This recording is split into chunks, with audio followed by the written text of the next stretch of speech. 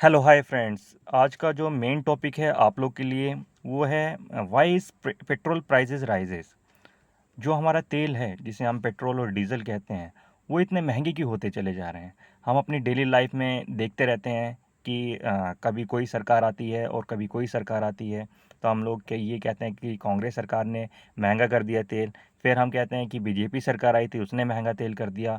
और आम इंसान एकदम पिसता चला जाता है और हर एक चीज़ महंगी हो जाती है। चाहे वो छोटी छोटी चीज़ हो सकती है, चाहे वो बड़ी से बड़ी चीज़ हो सकती है। तो इसका जो मेन रीज़न है उसको आज हम समझने की कोशिश करेंगे। तो now started today's topic, why is petrol prices rise. इसको थोड़ा सा हम डीपली समझने की कोशिश करते हैं।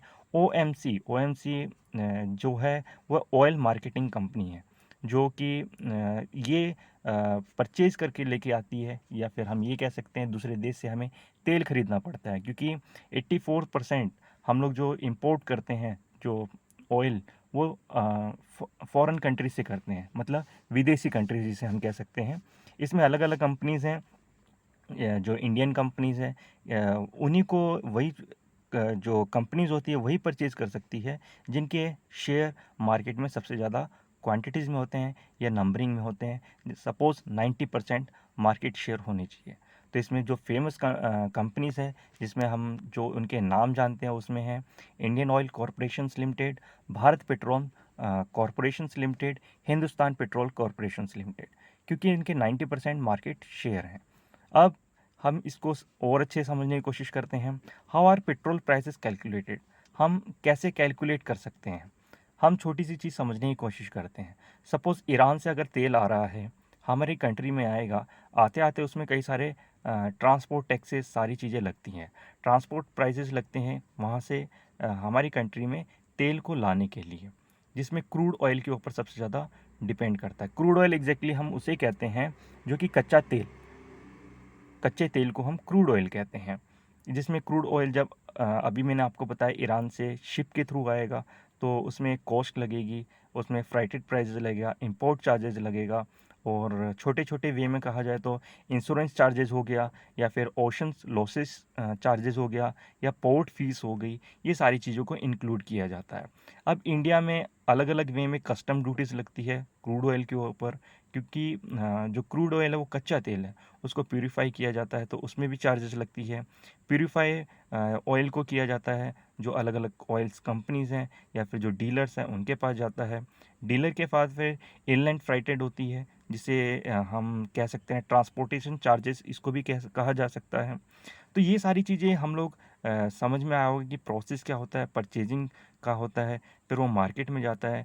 फिर उसके बाद जो मार्केट में जा कर के फिर डिपोट प्राइस होता है, मतलब फिक्स प्राइस किया जाता है कि इतने में हमारी देश की जनता को प्राइस मिलेगा। इसमें एक छोटी सी बात और जानने की चीज़ें हैं कि जो प्राइस होती है वो अलग अलग वे में फिक्स किया जाता है। स्टेट गवर्नमेंट का भी उसमें हाथ रहता है और सेंट्रल गवर्नमेंट का भी होता है।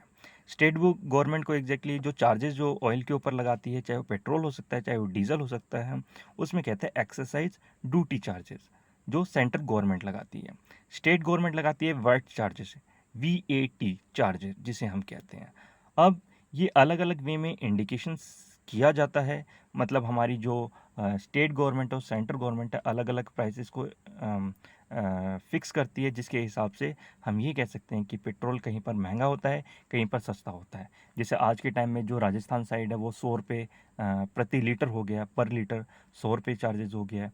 और इसके साथ मैं आप लोग के साथ एक डाटा भी शेयर करते चले जा रहा हूँ जो कि फ़ोटोज़ के माध्यम से आपको समझ में आएगा कि प्राइस राइसेस क्यों हुआ है, क्या कैलकुलेशंस थी, या किस तरीके से हम इसको कैलकुलेट कर सकते हैं, और जो इंपोर्ट चार्जेस किस तरीके से, एक्सपोर्ट चार्जेस किस तरीके से है, एक्साइज जो ड्यूटी है वो सेंट्रल गवर्नमेंट लगाती है, या फिर जो वेट चार्जेस है वो स्टेट गवर्नमेंट लगाती है। अब पहले क्या हुआ करता था कि जो हमारी जो गवर्नमेंट थी वो हर एक 15 दिन में अलग अलग वे में चार्जेस फिक्स कर दिया करती थी कि इतने दिनों बाद हम लोग की जो गवर्नमेंट है या फिर तेल महंगा हो जाएगा। तो लोग क्या क्या करते थे, पैनिक हो जाते थे, मतलब टेंशन में आ जाते थे। तो पहले ही वो कुछ दिन पहले जब उनको पता चल जाता था कि इतनी तारीख के बाद तेल के प्राइजेस बढ़ जाएंगे तो पहले ही वो फिल करवा लेते थे। आज के टाइम में क्या है, डायनेमिक डेली प्राइसेस मॉड्यूल हो गया है। मतलब सुबह हर एक अर्ली मॉर्निंग 6 AM आपको एक फिक्स प्राइस जो डिपेंड रहेगा क्रूड ऑयल का, जो इंटरनेशनल मार्केट में प्राइस रेट बढ़ेगा, उसी के हिसाब से ही आपको जो डेली तेल है उसी के हिसाब से महंगा होता चलेगा। सपोज़ 35 पैसे हो गया, 75 पैसे हो गया, या 85 पैसे हो गया, या फिर 5 पैसे हो गया, जितना भी इंक्रीमेंट होगा वो टोटली डिपेंड करेगा डायनेमिक डेली प्राइजेस मॉड्यूल के ऊपर, जो कि डेली बताया जाता है या डेली फिक्स किया जाता है early morning 6 AM।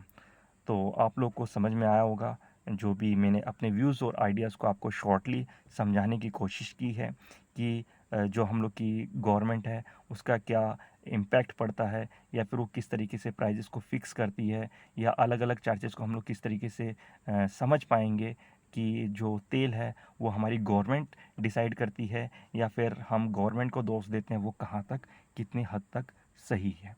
I hope you are understand my views and ideas. Today's topic, why is petrol prices rises. आप इस वीडियोस को अपने फ्रेंड के साथ शेयर कर सकते हैं, और नॉर्मली अपने जो कलीग्स हैं उनके साथ शेयर कर सकते हैं। I hope you are understand my views. Okay, thank you so much for watching my video.